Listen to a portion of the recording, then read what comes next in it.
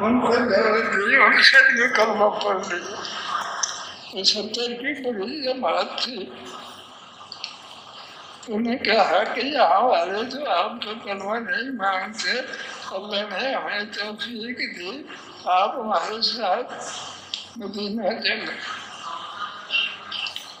آپ نے فرمایا کہ میں تو اللہ کے حکم کے بغیر کچھ نہیں کرتا، جب تک اللہ کا حکم مکہ چھوڑنے کا نہ ہو تو میں مکہ چھوڑ کر نہیں جاتا۔ انہوں نے کہا پھر ایک صحابی بھیج دے جو ہمیں کلمہ اور سنتے سکھلائے۔ تو آپ نے ایک صحابی بھیج دیا۔ صحابی کے جانے سے مدینے کا کوئی گھر کلمہ سے خالی نہیں رہا۔ اکثر گھر والوں نے سب نے کلمہ پڑھ لیا، نمازیں پڑھنے لگ گئے۔ کچھ گھروں میں سب نے نہیں پڑھا لیکن کچھ نے کلمہ پڑھ لیا۔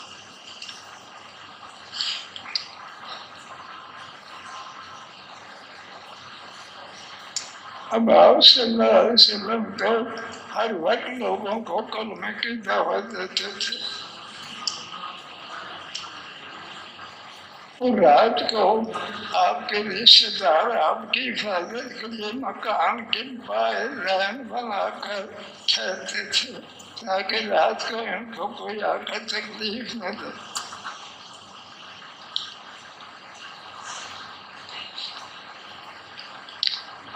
حفاظت رہی، لیکن کافر نے سوچا کہ ان کا جو بھی کلمہ پڑھتا ہے وہ باپ دادی کے طریقوں کو چھوڑ دیتا ہے، ان کے رشتے دار حفاظت کرتے ہیں، لہٰذا ان کو قتل کرنا چاہیے، اور قتل کے لیے سب قبیلوں کے لوگ مقرر ہو جائیں، سارے قتل کریں گے تو ان کے رشتے دار مقابلہ نہیں کر سکیں گے۔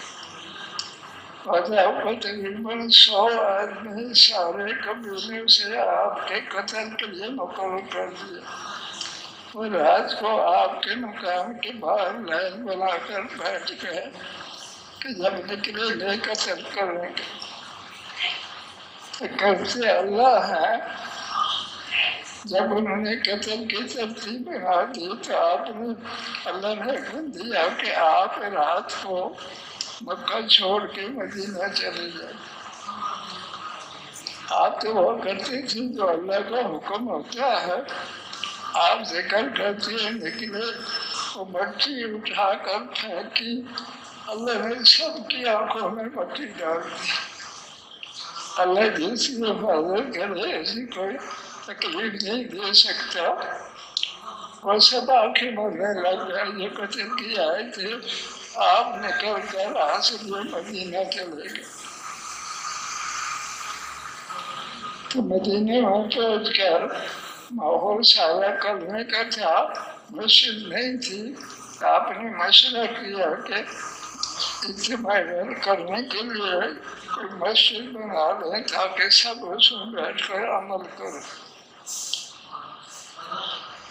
ایک مسجد بنا دی، اس میں نمازی میں پڑھنے لگ گیا، اور آپ بیان کرتے اور بیان میں فرماتے کہ ساری بستیاں کلمے پر آ جائے، کیونکہ جو موت سے کلمہ نہیں پڑھے گا وہ دوزخ کی آگ میں جائے گا۔ جو جماعت بن جاتی اس کو بھیج دیتے، جس بستی میں جاتے وہ سب کلمہ پڑھ لیتے، اور جو کلمہ نہ پڑھتے وہ صلح کر لیتے، اس صلح میں پھر کلمے پر آ جاتے۔ تو مدینے کی بستیاں بھی کلمے پر آ گئی۔ اب مکے کی کافروں کو پتہ چلا کہ وہاں والے سارے علاقے والے باپ دادی کے طریقوں کو چھوڑ کر ان کے کلمے پر آ گئے۔ شیطانی بارہ کر فوج بنا کر جا کر ان سے لڑائی کر کے انہیں قتل کرنا چاہیے۔ اب مکے والے فوج لا رہے آپ تک خبر پہنچ گئی کہ مکے والے لڑائی کی فوج لا رہے ہیں، تو فرمایا کہ وہ شہر کے اندر نہ آئے، ان کا مقابلہ کون کون کرے گا؟ تو کوئی تقریباً 313 صحابہ تیار ہو گئے۔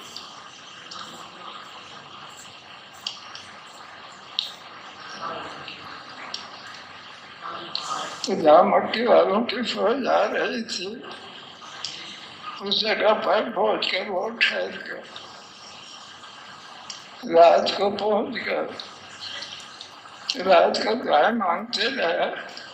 آپ صلی اللہ علیہ وسلم بھی کہ اللہ یہ سب کلمہ پڑھ چکے ہیں اور تیری رضا کے عمل کرتے ہیں، اگر یہ سارے قتل شہید ہو گئے تو کلمہ ختم ہو جائے گا، کرتے اللہ۔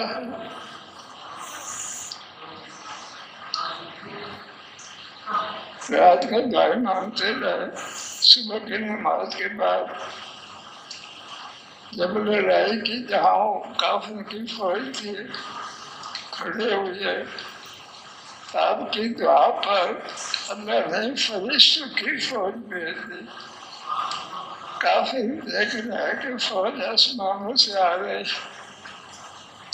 کتاب میں آتا ہے کہ جب لڑائی شروع کرتے تھے جتنی دیر بکری کا دودھ نکالا جاتا ہے اتنی دیر ٹھہرتے نہیں تھے، بھاگنے لگ جاتے تھے۔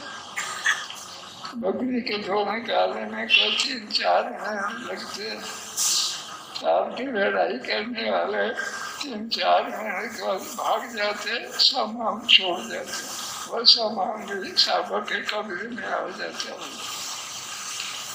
تو حاصل یہ ہے کہ 8 سال تک مکے والے فوجی بنا کر لڑائی کے لیے آتے رہے۔ اس لڑائی میں کچھ صحابہ شہید ہوئے، کچھ زخمی بھی ہوئے، لیکن 8 سال کے بعد مکے والوں میں فوج بنانے کی طاقت نہیں رہی۔ آپ پر خبر پہنچ گئی کہ اب مکی والے فوج نہیں لا سکتے۔ آپ نے اپنے صحابہ سے کہا کہ اب مکے والوں کو جا کر کلمہ پڑھانے کی کوشش کریں، کیونکہ جو موت سے کلمہ نہیں پڑھے گا بلکہ دوزخ کی آگ میں جائے گا۔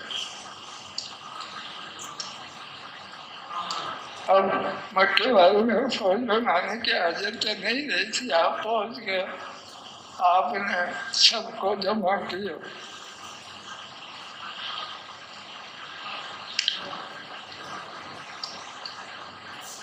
تو فرمایا تمہارے ساتھ کیا معاملہ کریں؟ کلمہ تو نہیں پڑھا تھا، آپ کی تعریف میں کہنے لگے آج بہت اچھے شخص ہے، آپ کے والد بھی بہت اچھے شخص تھے، دادا بھی بہت اچھے تھے۔ جب یوں کہا تو آپ نے فرمایا اللہ تمہیں معاف کرے، میں نے سب کو معاف کر دیا، جتنی لڑائیاں کی ظلم کیا، جب آپ نے معاف کیا تو سب نے کلمہ پڑھ لیا۔ کلمہ پڑھتے سارے بتوں کو توڑ کر پھینک دیا۔ تو آپ صلی اللہ علیہ وسلم کی محنت سے کئی سالوں کے بعد سارے مکے والے کلمے پر آ گئے۔ جو کلمہ نہ پڑھے اسی بسی سے نکال دیتے تھے کہ یہاں اچھے۔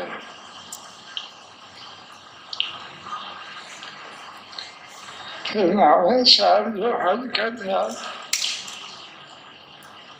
حج کے لیے صحابہ جمع ہوئے، آپ غالباً نہیں آئے تھے۔ 10 سال جو ہجرت کا تھا آپ تشریف لائے، مجمع کوئی 1,00,000 کے قریب تھا، تو اس سپیکر نہیں تھا، لیکن اللہ تعالیٰ آپ کی آواز میں برکت کر دیتے تھے۔ آپ جب بیان کرتے تھے آپ کے بیان سب تک پہنچ جاتے تھے۔ آپ نے بیان کیا کہ کہ ساری نعمتیں اللہ نے دی، زمین اللہ نے بنائی، اور زمین پر جتنی نعمتیں انسانوں کے کھانے پینے کی بنتی ہیں سب اللہ بناتے ہیں۔ روشنی نہ ہو تو کچھ نہیں کر سکتا۔ دن کے لیے اللہ نے سورج کو روشنی کا بنایا، رات کے علاوہ میں روشنی نہ ہو تو کئی نقصان ہوتے ہیں، اس لیے رات کے لیے اللہ نے ستارے اور چاند کی روشنی بنا دی، اور پھر انسانوں کے رہنے کے لیے کھانے پینے کی نعمتیں جو زمین میں بنتی ہیں وہ زمین نہیں بناتی، اللہ کے حکم سے نعمتیں بنتی ہیں، ہر نعمت اللہ کے حکم سے آئی۔ اس لیے اللہ نے پیغمبر بھیجا کہ سب نعمتیں اللہ نے دی، تو اللہ کے رضا پیغمبر کا کلمہ پڑھو، جو کلمہ پڑھ رہے پھر پانچوں نمازیں بھی پڑھو۔ اور پھر آپ نے فرمایا تھا آخری حد میں کہ اب ساری دنیا والوں پر